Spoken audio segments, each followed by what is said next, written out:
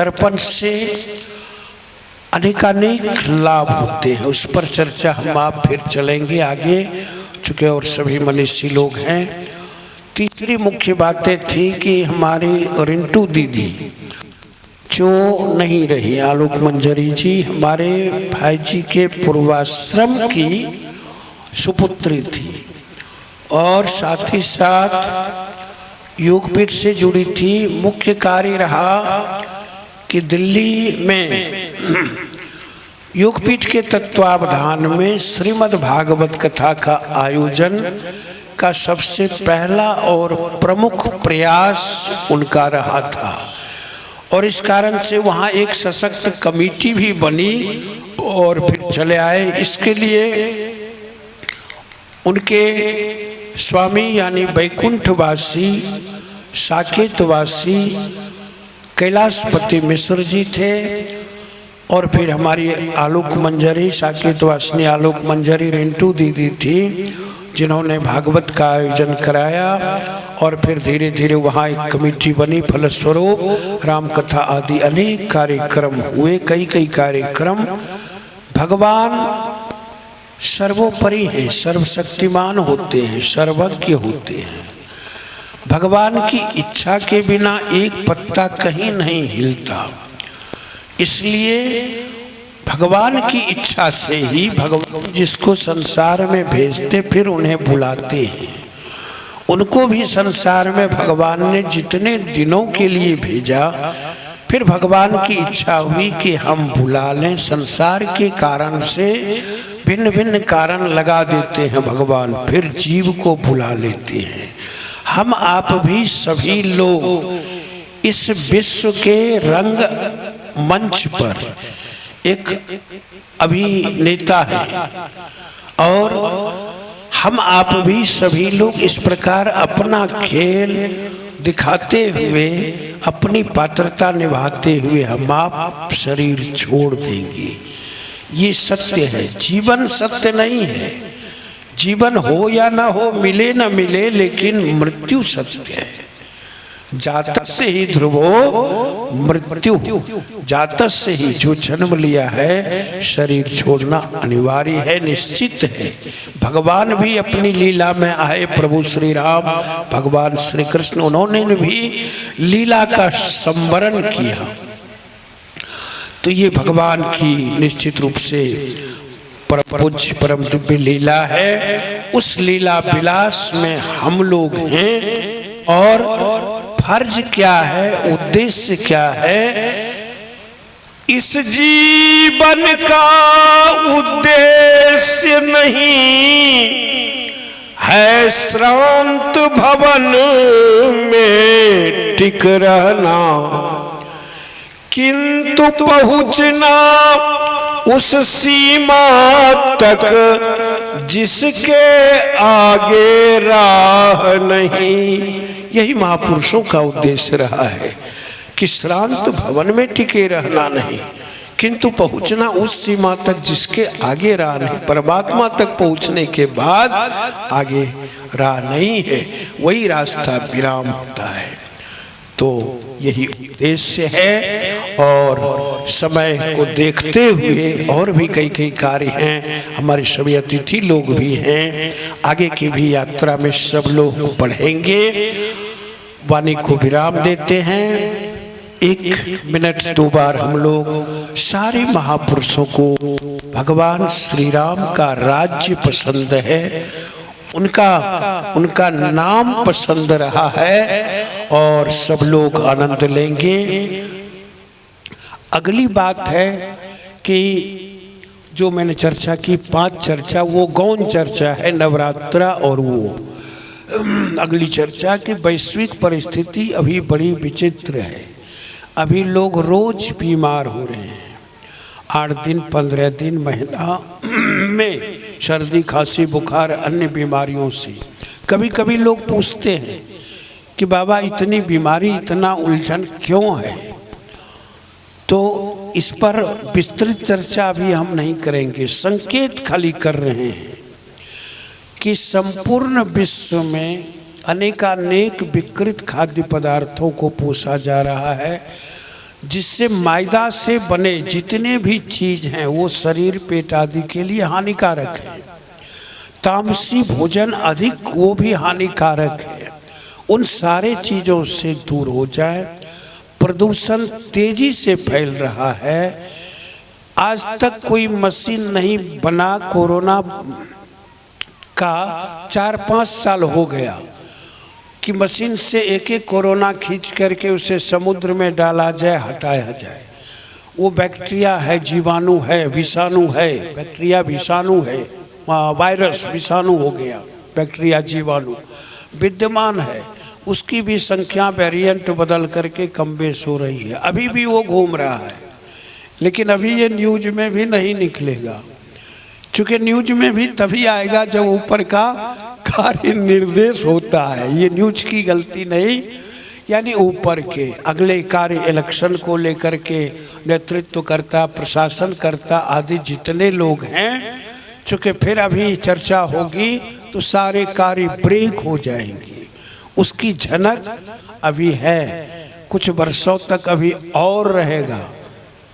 थोड़ा थोड़ा थोड़ा थोड़ा हम आप क्या करें, लड़ें कैसे उससे?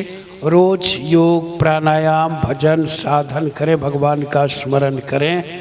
आयुर्वेद लोग कुछ ना कुछ खाते रहें नित्य, तो इन सारे झंझटों से निश्चित रूप से बचते रहेंगे। और इन सबों के ऊपर है कि सारे चीज उपचार तो हम आप करें ही, और बढ़कर उपचार है रोज भगवान का भजन, स्मरण, ध्यान भी हम आप सब लोग करते रहें। हाँ, तो फिर वो दवा भी कार्य करता है और भी अन्य चीजें कार्य करती हैं। अब समय ना लेकर के मैंने अनायास, भूलवश, ब्रह्मवश एकाएक बहुत सारा समय ले लिया नवरात्र के लिए, क्योंकि बहुत सारे लोग पूछते रहते थे सूचना में इधर उधर से, तो मैंने सोचा कि सामूहिक चर्चा इस पर कुछ कुछ हो जाए और भी विषयों पर चर्चा करेंगे। इसलिए वैश्विक स्थिति से बचने के लिए विश्व में हमारी आपकी संस्कृति, हमारा आपका जो विश्वास है, आस्था है, प्रेम है, सहानुभूति है, सहिष्णुता है, अहिंसा है, प्रेम है, अपनी संस्कृति की जो विशेषता है, ये फैले, इसका प्रयास करते रहे। अच्छाई को फैलाने का प्रयास करते रहे हम लोग मिलजुल करके, और सब क्षेत्रों से लोग कर ही रहे हैं। मैं देख रहा हूँ कि बहुत सारे समिति से, बहुत सारे ग्रामों से, बहुत सारे जगहों से लोग ये एकाएक अनायास कार्यक्रम बना है और हो रहा है, उसमें सब लोग उपस्थित हैं। हम एक भजन सुंदर सा सुदास से सुनेंगे, आनंद लेंगे, और फिर क्रमशः उद्गार और भजन का आनंद जब तक भगवान की इच्छा होगी लेते रहेंगे। स्वामी शिव प्रेमानंद, या हम लोग प्यार से भाई जी कहते हैं, कि सबसे सुपुत्री थी और उनका बड़ा लगाव था हमारे गुरुदेव से, आश्रम से, आश्रम के लोगों से। वो एक बीमारी के कारण वो इस संसार से चल बसी। मन में कभी कभी ऐसा होता है, आखिर ऐसा क्यों होता है? जो प्यारे होते हैं वो हमारे बीच से असमय निकल जाते हैं। एक छोटी सी कहानी से हम जोड़ते हैं। हमारे स्वामी सरीखे सदगुरु के पास एक माता जी आई, पैर पकड़ करके पूरे जमीन पर छटपटा करके रो रही थी, बाबा मेरा इकलौता बेटा मुझे छोड़ करके संसार से चला गया, क्या करूं? बाबा कोई उपाय कीजिए, मेरे बेटा को जिंदा कर दीजिए, वापस ला दीजिए। बाबा क्या जवाब देते? बाबा ने कहा, माता जी जो मर गया उसको कौन जिंदा करेगा? एक काम कीजिए, आप कोई ऐसा घर चुन करके लाइए जिस घर में कोई नहीं मरा हो, किसी का बेटा नहीं मरा हो, तो फिर मैं प्रयास कर सकता हूँ। माता जी गई, जीवन भर खोजती रह गई, कोई ऐसा घर नहीं मिला जहाँ पर किसी पुत्र की मृत्यु ना हुई हो। ये हमारे जीवन का सत्य है। इसको अगर हम बारीक से स्वीकार करते हैं, समझते हैं कि मुझे भी संसार से जाना होगा, चाहे कुछ भी हो सांसारिक व्यवस्था में हमें जाना पड़ता है समय आकर के। इसको अगर हम निकालते हैं मस्तिष्क से, संसार में उलझते हैं, तो फिर हमें मृत्यु आती है, एक दिन लेके जाती है। हम लोगों के संतोष के लिए बहुत बड़ी बड़ी घटना लोगों के साथ हो जाती है। संतोष के लिए बाबा कबीर साहब ने एक बड़ा प्यारा सा भजन, ताकि हमारे भाई जी को, हम लोगों को सांत्वना मिल सके कि हमारी रिंटू दीदी मर गई, इस पर हमारा कोई बस नहीं है। आइए कबीर साहब के इस भाव को हम समझें।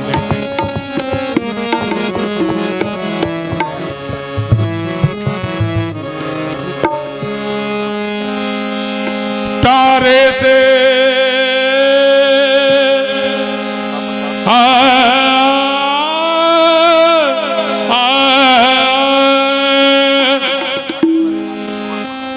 तारे से नाही तरे, तारे से नाही तरे, तारे से नाही तरे, करम गति तारे से नाही तरे, करम गति तारे से नाही तरे, तारे से नाही तरे।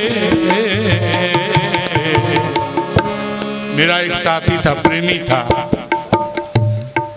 उसका बेटा उनके पोता को लेकर के कहलगांव जा रहा था एडमिशन कराने के लिए प्राइवेट स्कूल में। मोटरसाइकिल से जा रहा था, उधर से एक ट्रक आ रहा था, धक्का मारा, दोनों बाप बेटा मर गया। अब बाप क्या करे इसी स्थिति में। मैं उनके यहाँ सत्संग में गया और तब से वो आनंद में आ गए इस तथ्य को समझ करके। तारे से नाही तरे, करम गति तारे से नाही तरे, करम गति तारे से नाही तरे।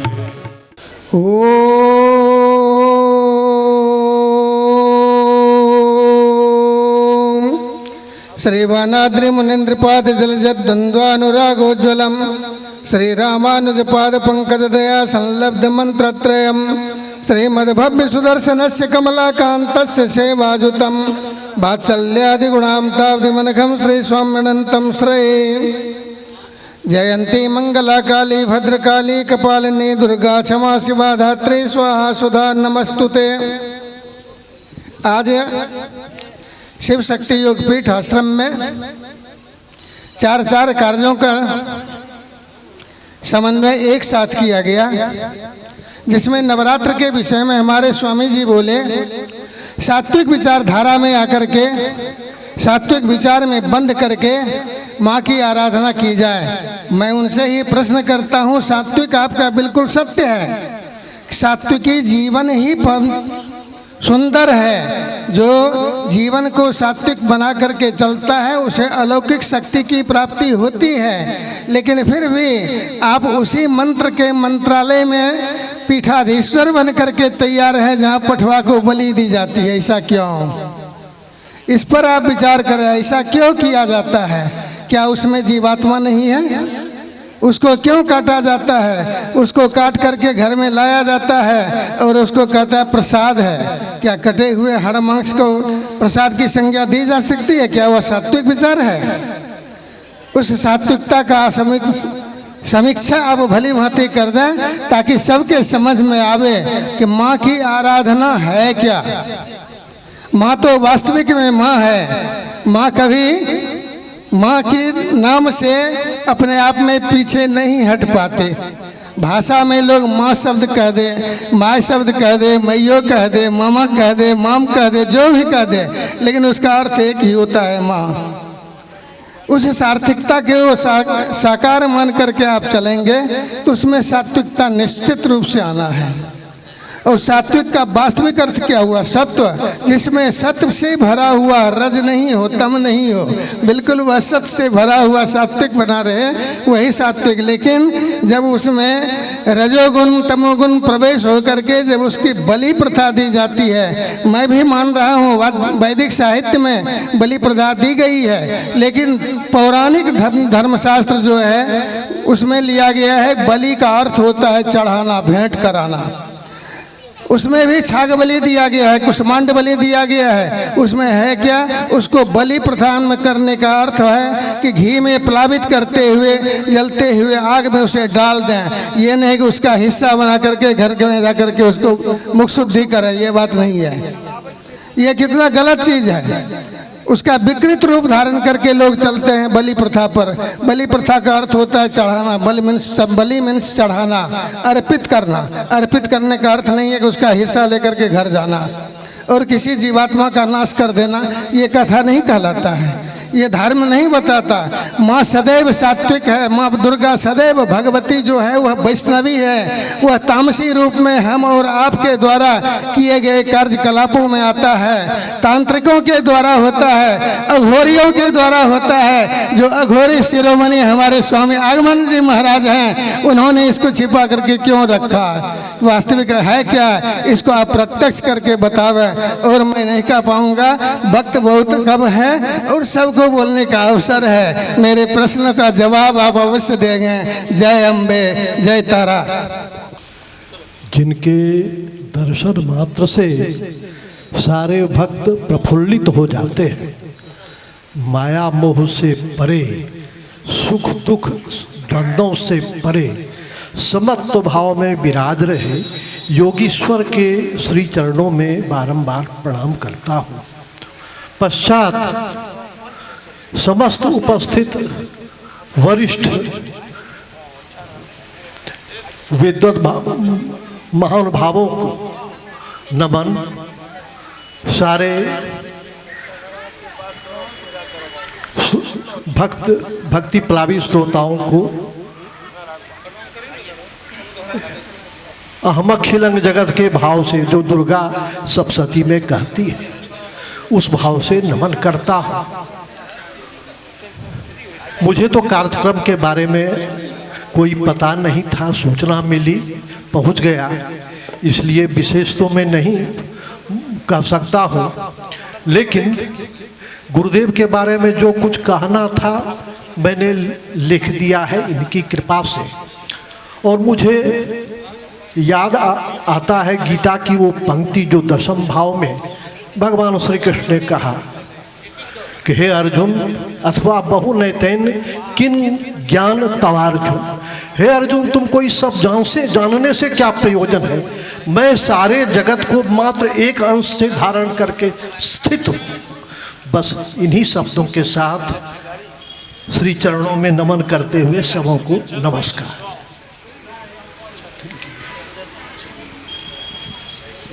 निशिरंजन जी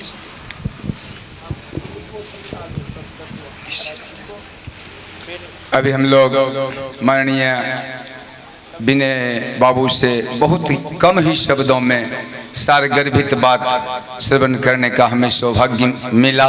गीता के श्लोक से इन्होंने हम लोगों को धन्य कर दिया। हम तो इतना ही कहेंगे कि सुख दुखे समय कृत्वा लाभा लाभो जया जयो ततो युद्धाय युजस्व। कहने का तात्पर्य कि सुख दुख जो हैं ये तो आते ही रहते हैं, हमें इनकी चिंता ना करते हुए प्रभु के श्री चरणों में हमेशा अपने मन को लगाते रहें, यही भक्ति है। तो चलिए अब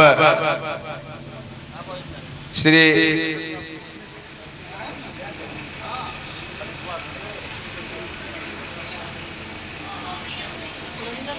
माननीय निशरंजन बाबू से मेरा सादर निवेदन है कि वे हम लोगों के बीच दो शब्द रखें।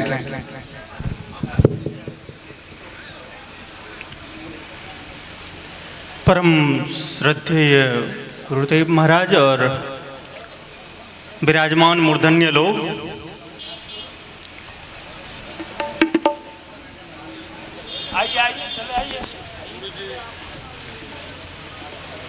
सच कहूं तो गुरुजी से जुड़ने के कई वजह होते हैं। भय, लोभ, मोक्ष की प्राप्ति।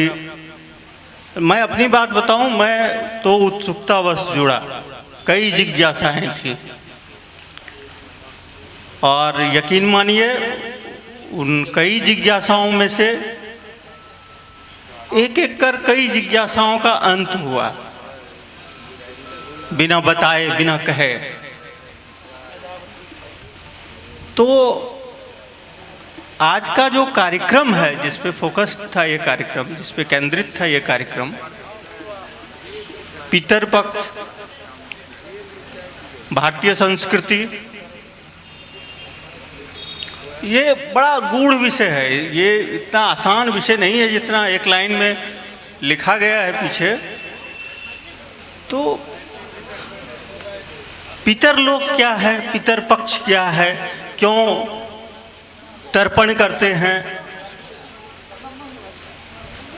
ये महालया पितर पक्ष और देवी के आवाहन का संधिकाल है, ये इसका क्या मतलब होता है। ये कई सवाल थे, मेरे अपने सवाल थे, कई सवालों के जवाब मिले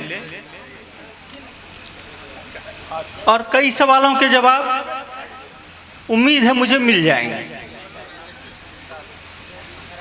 क्योंकि जब आप किसी काम को करते हैं और उसको समझते नहीं हैं तो आपकी श्रद्धा बहुत ज़्यादा दिन नहीं टिकेगी, मेरा अनुभव है। आप किसी के कहने पे कर रहे हैं, पूजा कर रहे हैं, आपको पता नहीं है ईश्वर क्या है, तो वो एक बड़ा सवाल होता है।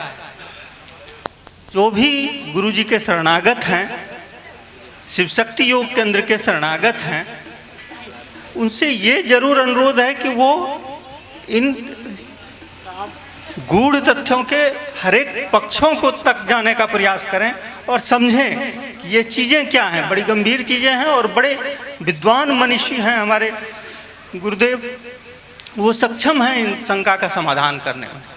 तो मेरा तो अनुरोध होगा जरूर, वो जैसे नवरात्रा पे उन्होंने बहुत ही कम देर में काफ़ी सारगर्भित बातें कहीं और किस तरह से करना है, क्या है, और उस तरह से पितर पक्ष पे अन्य विषय पे वो इस तरह से मतलब एकदम लोक कल्याण की ये बातें हैं, लोगों को समझनी चाहिए। और मैं फिर से अनुग्रहित हूँ, आभार प्रकट करता हूँ।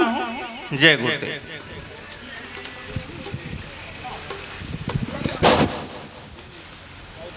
बहुत खूब कहा गया है। श्यामे सरस्वती माता जी, रे में राधे श्याम, गा में गौरी शंकर बसते, माँ में महाशक्ति अभिराम, पौ में पावन सीता माता, धौ में धनुषधारी राम, हर सूर में बसे हैं राम, हर रूप में बसे हैं राम, संगीत है शक्ति ईश्वर की, हर धुन में बसे हैं राम। हमारे बीच ऐसे मनीषी उपस्थित हैं जो अपने संगीत के सुरताल से अनेकों शिष्यों को तैयार किया, जो कि हमारे शिव शक्ति योग पीठ में अपनी सेवा दे रहे हैं। शिव शक्ति योग पीठाधीश्वर परमहंस स्वामी आगमानंद जी के चरणों में कोटिशः नमन। तत्पश्चात मैं समस्त विद्वत जनों को, समस्त श्रोता वृंदों को और समस्त कलाकार बंधुओं को भी नमन करता हूँ, अभिनंदन करता हूँ। ये समय मेरे लिए बड़ा विचित्र सा लगता है।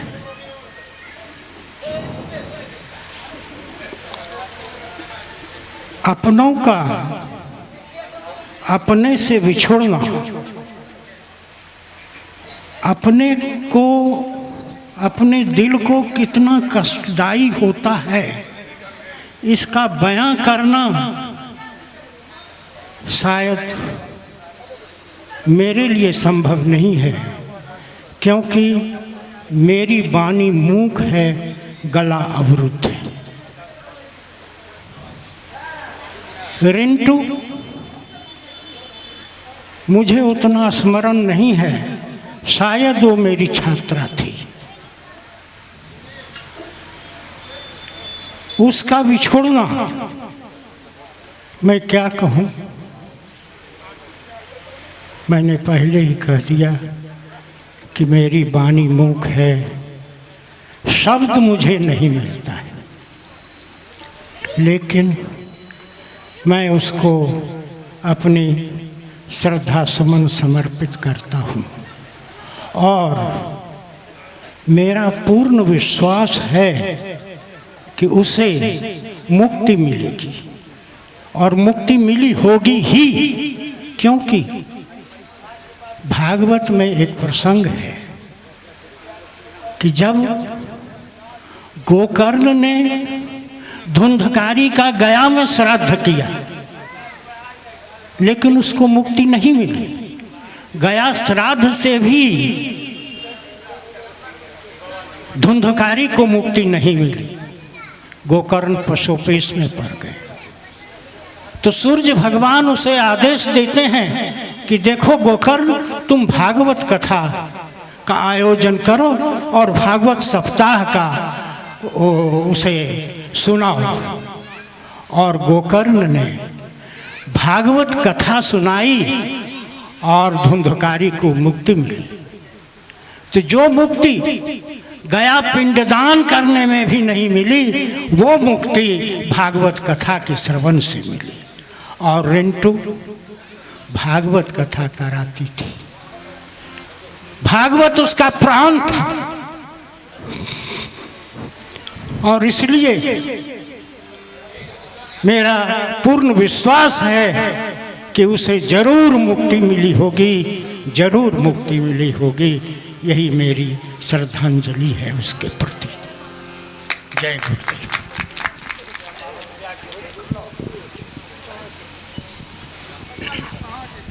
अभी हम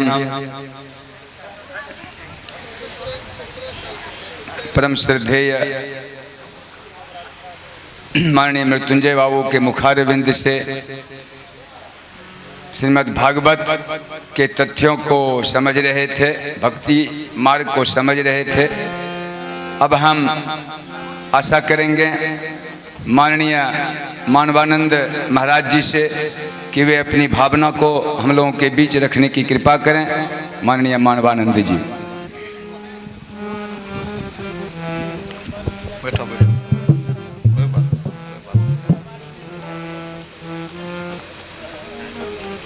सबसे पहले मैं परम पूज्य गुरुदेव भगवान के चरण कमलों में अपना कोटिशः नमन निवेदित करता हूँ। तत्पश्चात जितने भी वरिष्ठ, ज्येष्ठ एवं श्रेष्ठ जन हैं, सबों को मैं प्रणाम करता हूँ, और जो मेरे से छोटे हैं सबों को मैं शुभ आशीर्वाद देता हूँ।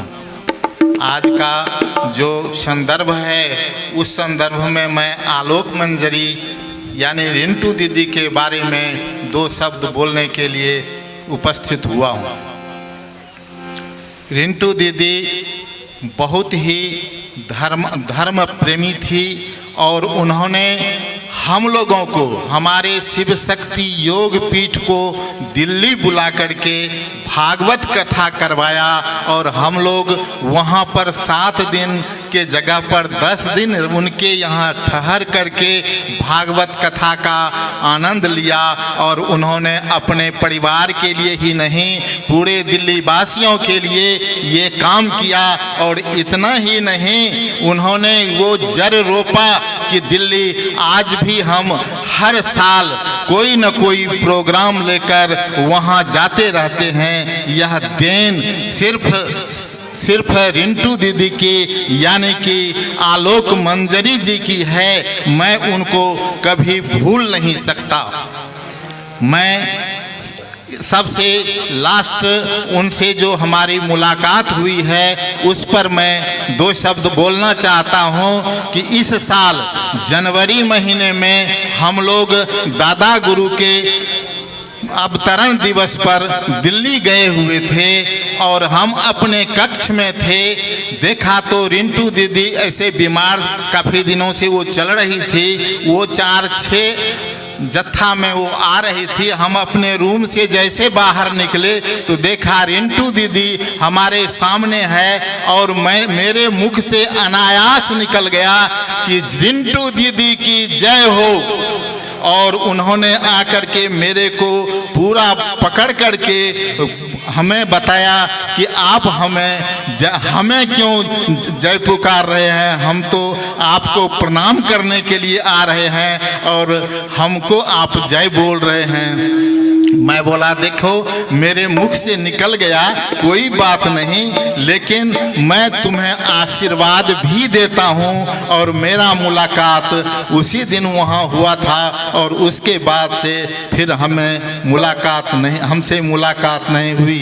बहुत ही भावुक, बहुत ही प्रेमी थी हमारे गुरुदेव के, वो बहुत बड़ी भक्त थी। उनके चलते हम दिल्ली में इतना सुंदर समिति बनाया है कि हम लोग कभी भी साल में 1 बार 2 बार दिल्ली जाते हैं और यही देन हमारे रिंटू दीदी की है। मैं भगवान से प्रार्थना करता हूँ कि उनको आत्मा को तो जरूर साकेतवासी हैं, मिलेगी शांति, और मैं आशा करता हूँ कि उनकी आत्मा को शांति मिले, उनके परिजन को उनके क्षति को सहने की क्षमता प्रदान करे। भगवान से यही प्रार्थना करता हूँ। बस इन्हीं शब्दों के साथ मैं अपने वाणी को विराम देता हूँ।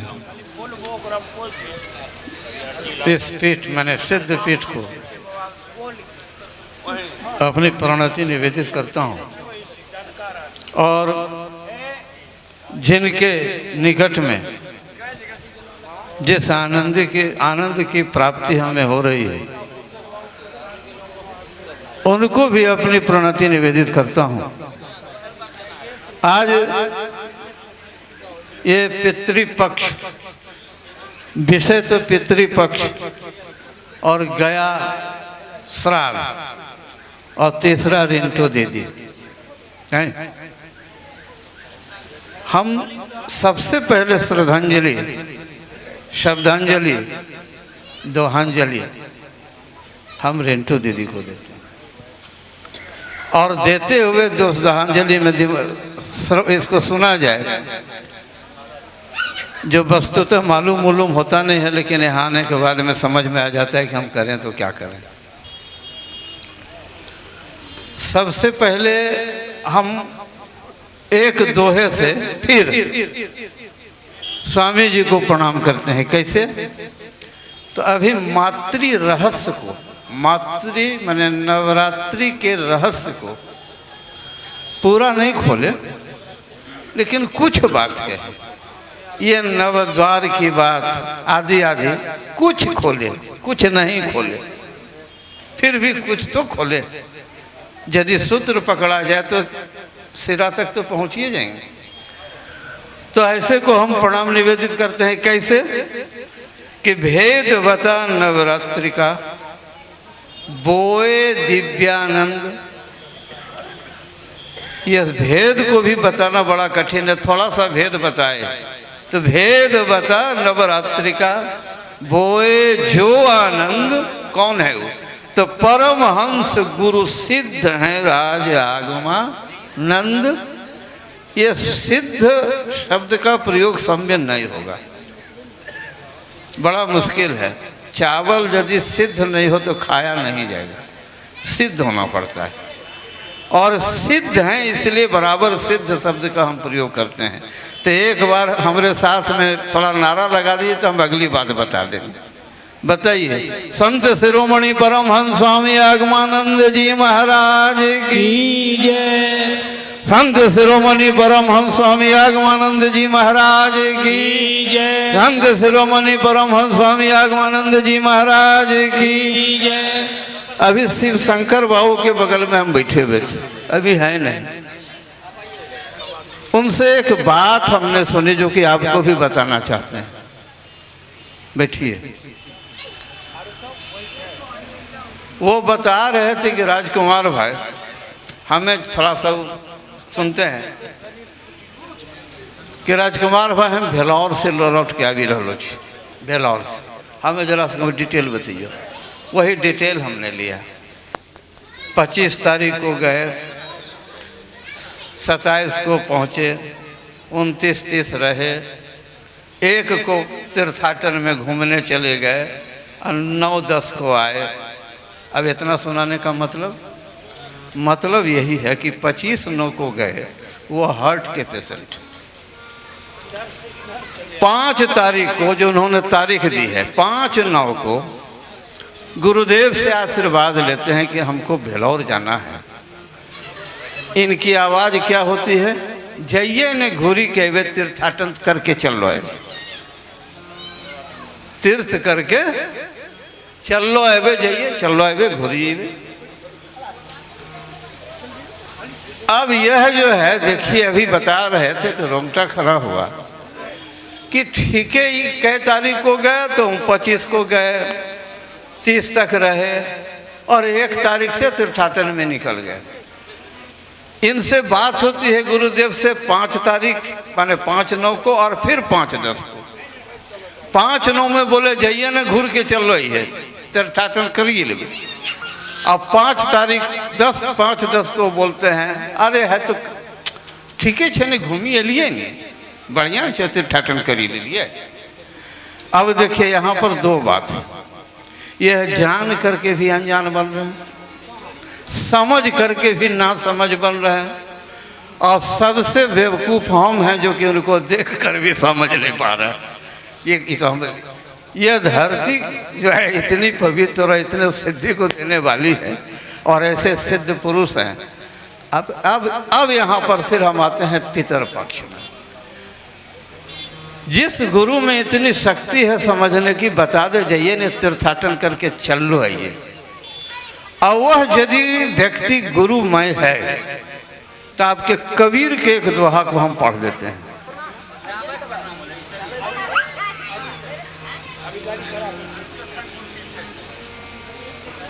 मैंने आया है सो जाएगा, राजा रंग फकीर, एक सिंहासन चढ़ी चले, एक बंधे जंजीर, जाएगा तो तुम, लेकिन एक के लिए सिंहासन है और एक के लिए जंजीर है, दोनों चढ़ा हुआ है, लेकिन एक हाथ में जंजीर है और एक हाथ में एक जो है एकदम सिंहासन पर है। ये सिंहासन कौन है? कबीर ने किस सिंहासन की बात की? कबीर ने सिंहासन, वह सिंहासन की बात थी कि जो बिल्कुल गुरुमय होकर के, माने मंत्रमय होकर के, व्यक्ति यदि वास्तव में नाम जाप जो गुरु के बताए गए मार्ग पर यदि हम चलते हैं तो निश्चित रूप से वहाँ पर वही सिंहासन है। माने जिस लाइट को ले जाने के लिए एक लाइट का आगमन, ध्वनि को ले जाने के लिए ध्वनि का आगमन, हर जगह देखिएगा कि एक ले जाने वाला, जैसा स्थान वैसा रिसीव करने वाला। स्थान पर निर्भर है कि कौन रिसीव किसको करेगा। इसीलिए कहा कि एक जंजीर में है और एक जो है सिंहासन पर है।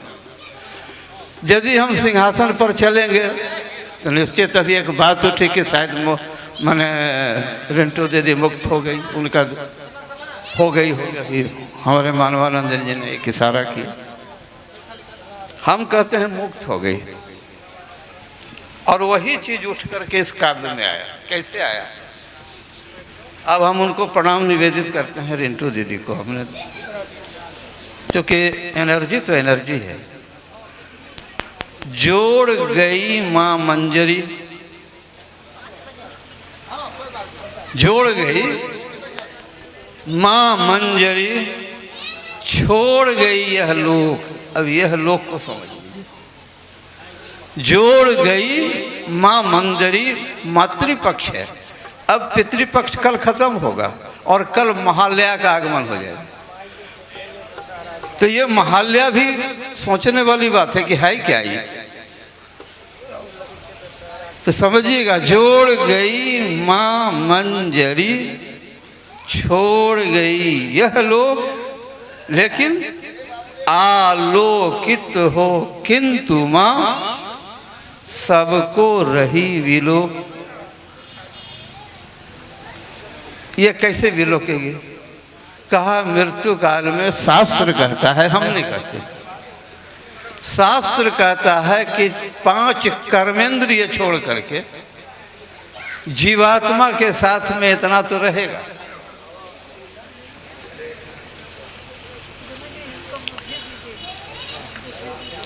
दूसरा दोहा आपको देते हैं कि सबको रही विलोक जो राज निरख निज पीठ। यह पीठ ही उनके लिए सब कुछ था कि सबको रही विलोक जो राज निरख निज पीठ। गुरु मैं हो गोलोक से। अब यहाँ पर गुरुमय हो गोलोक से। देखिए कबीर के शब्द को लेकर के चले, जरा इस चीज को बनावट को देख लीजिए कि जोड़ गई माँ मंजरी। कैपेसिटी होगा जोड़ने का तब ना, कैपेसिटी भी तो होना चाहिए। वो कैपेसिटी देता कौन है? तो एक उसका भीतरिया खेल खेलते हैं कि जोड़ गई माँ मंजरी छोड़ गई यह लोक आलोकित हो किंतु माँ सबको रही विलोक। सबको रही विलोक जो राज निरख निज पीठ। अपने शक्ति केंद्र को देख रही है। गुरुमय हो गोलोक से रही प्रेम रस छीट। उन्हीं के कारण इतना जुटे हुए। रही प्रेम रस छीट जो गुरु से होकर युक्त। अब देखिए, यदि हम हैं युक्त हैं, यही है हमारा सिंहासन। रही प्रेम से युक्त जो रही प्रेम को छींट जो गुरु से होकर युक्त मिलकर निज आलोक से।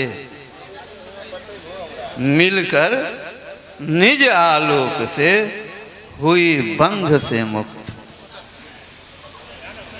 ये आलोक और वो आलोक जब मिल जाए तो आदमी को निश्चित रूप से है, तब वह कहते हैं कि सबको बांध देती है और अपने बंधन से मुक्त हो जाती है कोई भी आत्मा। ये पितर पक्ष 3 तरह की बात उठी भाई। तो एक तो हम उनको प्रणाम निवेदित किया। अब दूसरा इस पितर पक्ष को लेते हैं कि इसका कारण क्या है। देखिए, समझना हमको चाहिए कि कोई भी शास्त्रोक्त यदि बात आई है तो उसका वैज्ञानिक पक्ष बहुत तगड़ा है। ऋषियों के द्वारा संशोधित दी गई प्रथा वह बहुत वैज्ञानिक है। अब ये 15 दिन में आखिर क्या मामला है कि इसी 15 दिन को लिया गया। पहले तो हमको यह समझना चाहिए कि नाग पंचमी से हमारा पर्व आरंभ हो जाता है। नाग पंचमी में किनकी पूजा किया हमने? नाग देवता। क्या नाग रहते कहाँ हैं? नाग का ओरिजिनल निवास कहाँ है? सांप में नाग में अंतर है, ये बात समझ लीजिएगा। सांप में और नाग में अंतर है। नाग का निवास स्थान जल है, वो जल में निवास करते हैं। जो इसीलिए भगवान को देखिएगा समुद्र क्षीर सागर में और शेषनाग पर लेटे हुए। दूसरा, नाग का पक्ष शिव के गले में भी है, यानी मीडिएटर है ये। नाग जो हैं यह दोनों के मीडिएटर हैं। तब हम आरंभ करते हैं नाग से पूजा, और नाग को स्मरण करके उनको पूज करके हम यह बतलाते हैं कि जिस अमीवा से मेरा आगमन इतना दूर तक हुआ, उस जल को यक्ष और रक्ष हम दोनों का स्मरण करते हैं। एक रक्षा के लिए है और एक वर्धन के लिए। तो जीवन के और वर्धन, यह दोनों चीज को लेकर के यह नाग देवता है। अब देखिए कला चला पर्व, उधर भगवान शयन कर जाते हैं आखार में, इधर शिव जी के हाथ में सारा संसार को चलाने के लिए चला आया। शिव जी के जो नाग से चला, शिव जी में चला, जब शिव जी का खत्म हुआ तो देखते हैं हम गणेश जी के हाथ में दे दिया। ये देखिए सृजन को चलाने की कला देखिए, ये सब भी इसके पीछे भी वैज्ञानिक तथ्य है। जब शिव चले गए तो शिव ने हैंड ओवर किया गणेश को कि अब तुम चलाओ इस सृष्टि को। और जब गणेश जी चला लिए 14 दिन तो है देखिए माता क्या नाम है, पितृपक्ष आरंभ हो गया। कहाँ चले गए? अब पितृपक्ष में चले गए। इसका कारण यही है कि इस पितृपक्ष में जो हमारा जो ऋषि ने दिया, यह चंद्रमा जो है कि दूरी कितना है, पढ़े होंगे, 3,85,000 किलोमीटर है। जो वैज्ञानिकों ने हमको, हम थोड़ा देर गिनने गए हैं, तोलने गए, जो वैज्ञानिकों ने कहा कि 3,85,000 है, और इस 15 दिन में उसकी दूरी 3,84,000 हो जाता है, इसी 15 दिन में। यह मोहमेंट चंद्रमा का, और मनसो जाए थे चंद्रमा जाए थे मनस, चंद्रमा मनसा जाए थे, आज चंद्रमा लिए थे मनसा, दोनों बात है। चंद्रमा से मन का कारण है और मन के कारण चंद्रमा है, इसलिए आप देखिएगा इस चंद्र को, चंद्र से मन का संबंध बनता है। अब इस पितृपक्ष में जब हम किया तो सबसे पहले क्या किए कि मन इस समय में, चूँकि कहते हैं कि पितर हमारे चंद्रमा के उस तरफ है जो सामने दिखता है, हम नहीं कहते, ये हमारा शास्त्र कहता है, उस पक्ष में, हम नहीं कह रहे हैं, ये सारा शास्त्रोक्त उस पक्ष में। और हम वो इस समय में पितृपक्ष मैंने तेज के समय में चंद्रमा हम दक्षिण, जो जम स्थान दक्षिण में हो गए, दूसरे की चंद्रमा की दूरी घट जाएगी, तब कहते हैं पितर मेरे करीब आ गए। जब हम शरीर छोड़ेंगे, आत्मा मरती उड़ती नहीं है, आत्मा अमर है। अब इसके साथ में जो आत्मा जो फ्री है वो तो निकल गई, लेकिन जब शरीर छूटता है तो स्वाभाविक रूप से प्राण और मन भी है वहाँ, नहीं? मन कहाँ जाएगा? जीवात्मा तब तक रहती है जब तक शरीर को हम दाह संस्कार नहीं कर देते हैं, वो मूवमेंट में ऐसा कहा गया है, हमने कहा रहेगा। और उसी चंद्रमा के लिए कहते हैं जिस दिन हम दाह संस्कार करते हैं शरीर का, तो किसी भी एनर्जी का ह्रास अंत नहीं होता है, कन्वर्सन होगा। और वहाँ से देखते हैं कि फिर जब हम यह किया, जब दाह संस्कार जिस दिन, तब तक जीवात्मा भागता नहीं। अब प्राण को मन को लेकर के जाना है, आत्मा तो फ्री है। अब प्राण लेकर के चला, कहाँ चलेगा? पहले कह दिया है मन से, चंद्रमा मन के कारक हैं, चंद्रमा मन के कारक हैं और मन जो है चंद्रमा का कारक, ये दोनों का संबंध बनता है। जब दाह संस्कार हम किए तब कहाँ होगा? जीवात्मा को भी तो भागना जाना होगा ना, मोह, उनको भी शरीर से मोह होता है। ऐसा नहीं है कि उनको मोह नहीं, हम देख नहीं पाते। अब वो जब हम जलाए तो चंद्रमा उस दिन 27 नक्षत्र हैं, ये भी हम ज्योतिष में पढ़े होंगे कि हर नक्षत्र में चंद्रमा हर चंद्रमा का गमन है, 27 को नक्षत्र है और 28 दिन है। ये इतने दिन की व्यवस्था हम करते हैं। अब पैर पर आया देखते हैं कि चंद्रमा के दिन माने पूर्णिमा के दिन ही हार्ट अटैक ज़्यादा देखा गया है। मन जब गड़बड़ हो जाए, पागल पड़ जाए तो उसको क्या ल्यूनेटिक, अंग्रेज डॉक्टर ने कहा ये ल्यूनेटिक हो गया, माने पागलपन आ गया, मन के गड़बड़ होने से। लूनर से ही ल्यूनेटिक है। अब इसका संबंध बना तो रिजल्ट हमको हमारे पिता और पितर दो चीज़ है। पिता जन्मदाता है और पितर रक्षक भी है और पालक भी है। घूमी और हाथ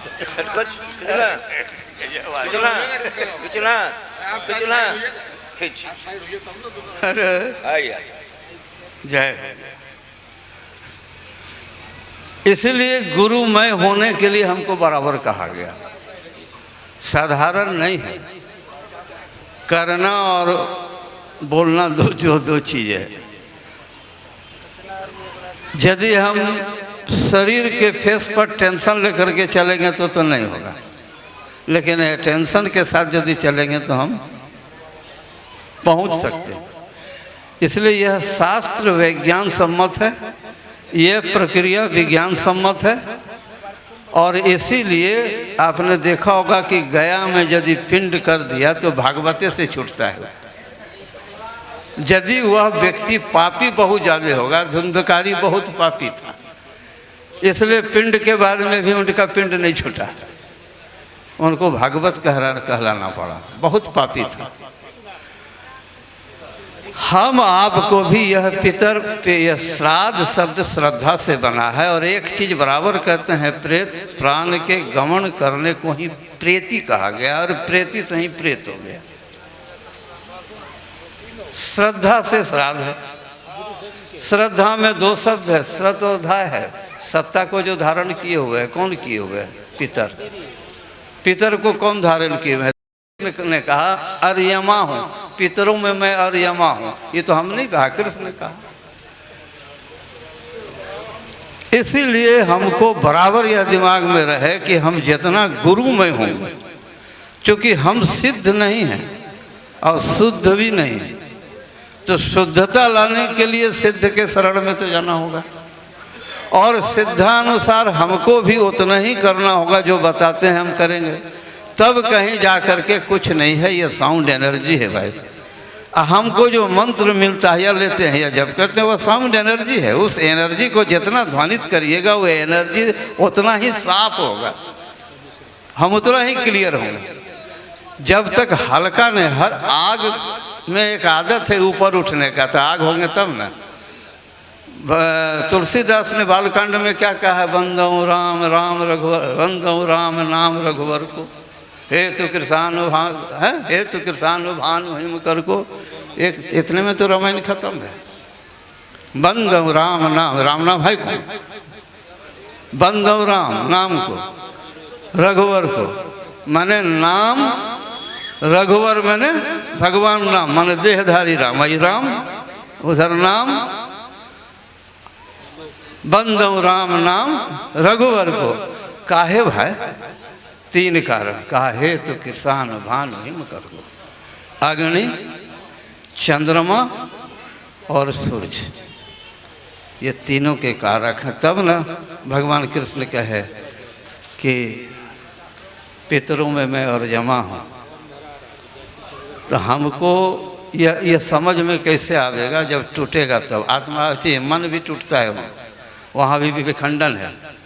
ये हम नहीं कहा, जिन्होंने खोज करके बताया, जिन ऋषियों ने, जिन्होंने अनुभूति की, जिसका अनुभव हुआ, उनके पास है थी।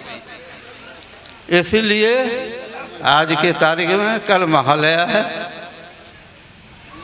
महालया को अब पितृपक्ष का जाना और मातृपक्ष का आना, अंततोगत्वा हमको मातृ के गोद में ही जाना होगा। अब विशेष नहीं बोल करके एक मातृ और लेकर के एक ठो हम आपको गीत सुना देते हैं। देखिए होगा बजे है नहीं है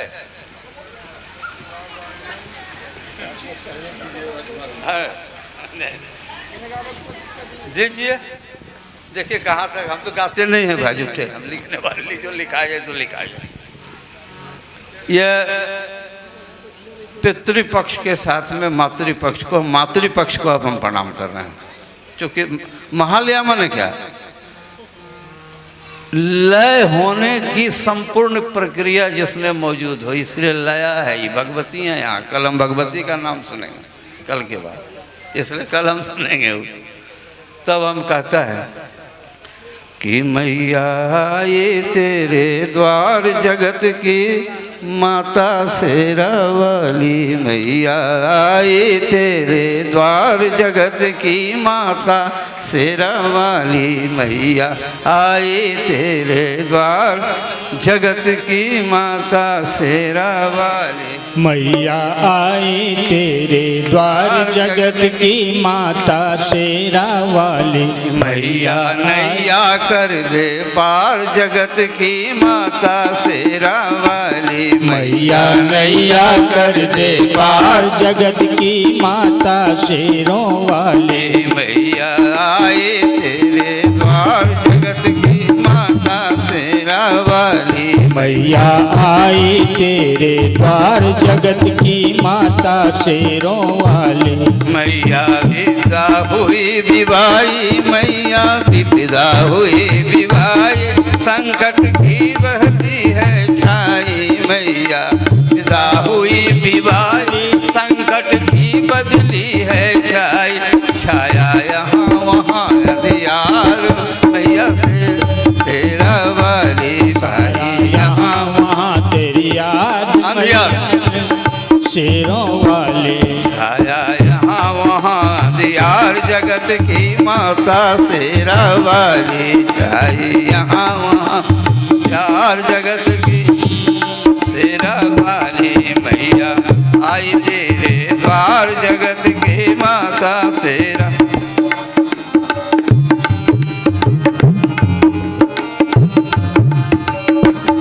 जब जब बड़ा दुष्ट अन्यायी मातु रौद्र रूप में आई, जब जब बड़ा अन्यायी मातु रौद्र रूप में आई, जब जब बड़ा दुष्ट अन्यायी मातु रौद्र रूप में आई, कर गई दुष्टों का संहार जगत की माता शेरा वाली, कर गई दुष्टों संहार जगत की माता शेरा वाली, मैया आई तेरे द्वार जगत की माता शेरा वाली, मैया आई तेरे द्वार जगत की माता शेरा वाली, मैया नैया कर दे पार जगत की माता शेरा वाली। अब तो और समस्या भारी, पग पग पर है अत्याचारी, अब तो और समस्या भारी, पग पग पर है अत्याचारी,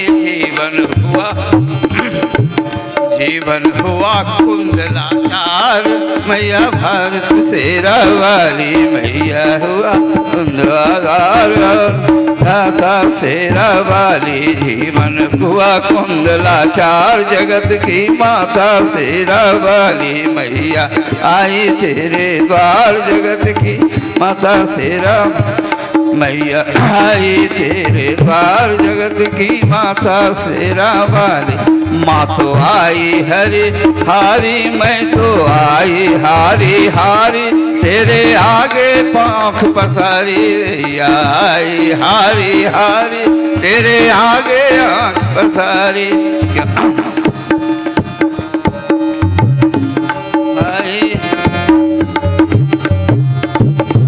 ज्योतिर्मय कर दे संसार जगत की माता शेरा वाली, ज्योतिर्मय कर दे संसार जगत की माता शेरा वाली। अंत में अंत कर रहे हैं, मैया परमहंस में आई, मैया परमहंस को पाई,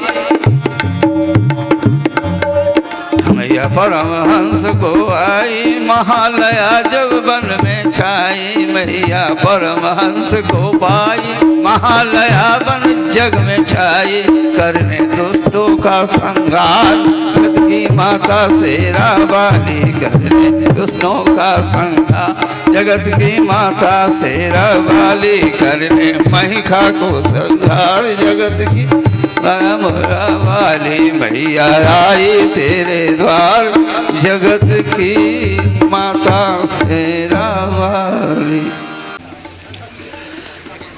पूज्य स्वामी श्री रामचंद्राचार्य परमहंस स्वामी आगमानंद जी महाराज के पावन चरणों में मैं प्रणाम निवेदित करता हूँ। जिस कक्ष में बैठे हैं वहाँ मेरी आवाज़ जाती होगी और मुझे उम्मीद है उनका स्नेह आशीर्वाद मुझे मिला होगा। आज के कार्यक्रम में उपस्थित सभी विद्वत मनीषी संत महापुरुष, मैं संक्षिप्त में कुछ पंक्ति सुनाकर अपनी बात समाप्त कर दूंगा, क्योंकि मुझे मालूम है कि मुझे सुनने के लिए कोई नहीं आए हैं, मुझे कोई नहीं सुन रहे हैं, यह मुझे मालूम है, लेकिन आदेश हुआ है मैं कुछ पंक्ति आपके सामने प्रस्तुत कर रहा हूँ। और पूज्य स्वामी जी का भी आगमन शायद मंच पर ही हो रहा है। एक बार स्वामी आगमानंद जी महाराज की, स्वामी आगमानंद जी महाराज की जी। जब मैं कार्यक्रम में आया तो कार्यक्रम प्रारंभ हो गया था और एक संपूर्ण भारत का लघु चित्र यहाँ से मुझे दिखाई दिया। मैं पीछे बैठा था, आया, मैं एक चित्र अपने मोबाइल में उतारा, राष्ट्र ध्वज तिरंगा के सानिध्य में संपूर्ण भारत में भ्रमण करने वाले ऐसे कई युवाओं की टोली के साथ अपने यायावर संत स्वामी आगमानंद जी का मार्गदर्शन चल रहा था। अद्भुत दृश्य था। संपूर्ण भारत, एक कहिए कि एक भारत का लघु स्वरूप आज श्री शिव शक्ति योगपीठ में देखने के लिए मिला। आज के कार्यक्रम में, आज का कार्यक्रम कई रूप में बटा हुआ है, मैं किसी पर नहीं चर्चा करता हूं, क्योंकि बहुत सारे विद्वान मनीषी ने सभी बातें आपके पास रखे हैं। मैं प्रारंभ में जो दृश्य मैंने देखा उसी के संदर्भ में मैं एक उदाहरण प्रस्तुत करता हूं। एक अपने देश में बहुत बड़े मनीषी हुए डॉक्टर केशव बलिराम हेडगेवार, उन्होंने राष्ट्रीय स्वयंसेवक संघ की स्थापना की 1925 में विजयादशमी के दिन, जो अब आने वाला है। जब उनका अंतिम समय आने वाला था, उन्होंने संपूर्ण भारत में से उस प्रशिक्षण वर्ग में एक एक व्यक्ति को बुलाया और उन्होंने कहा कि आज जो मैं देख रहा हूं, भारत के प्रत्येक प्रांत से राष्ट्रीय स्वयंसेवक संघ का प्रशिक्षण लेने के लिए यहाँ लोग पहुंच चुके हैं। मैं कह सकता हूं कि भारत अखंड होगा, भारत हिंदू राष्ट्र होगा, हिंदुत्व की विजय होगी, सनातन की विजय होगी। यही दृश्य मुझे आज शिव शक्ति योगपीठ में देखने के लिए मिला कि संत शिरोमणि पूज्य स्वामी आगमानंद जी महाराज, जो यायावर संत हैं, संपूर्ण भारत में भ्रमण करते हैं, इनकी दिव्य दृष्टि से कोई बचता नहीं, इनकी कृपा सब पर होती है। और ऐसे महान संत के सानिध्य में भारत संस्कृति, भारतीय संस्कृति अपने गौरवशाली स्वर्णिम की ओर बढ़ रहा है। भारत में सनातन संस्कृति की जीत हो रही है। भारत विश्व गुरु की ओर बढ़ चुका है, विश्व गुरु है, क्योंकि यहाँ परम पूज्य संत शिरोमणि स्वामी आगमानंद जी महाराज विद्यमान हैं। इन्हीं की कृपा से डॉक्टर हेडगेवार ने ऐसा बीज बोया है कि संपूर्ण भारत को अखंड करने के लिए सब लोग लग पड़े हैं। उसमें से संत शिरोमणि स्वामी आगमानंद जी महाराज भी हैं। आज मैं यह दृश्य देखकर गदगद हो गया कि वह दिन दूर नहीं जब अपना ये खंडित भारत अखंड होगा। भारत माता की वंदे। संत शिरोमणि आगमानंद जी महाराज की अपनी बात समाप्त करता हूं। धन्यवाद।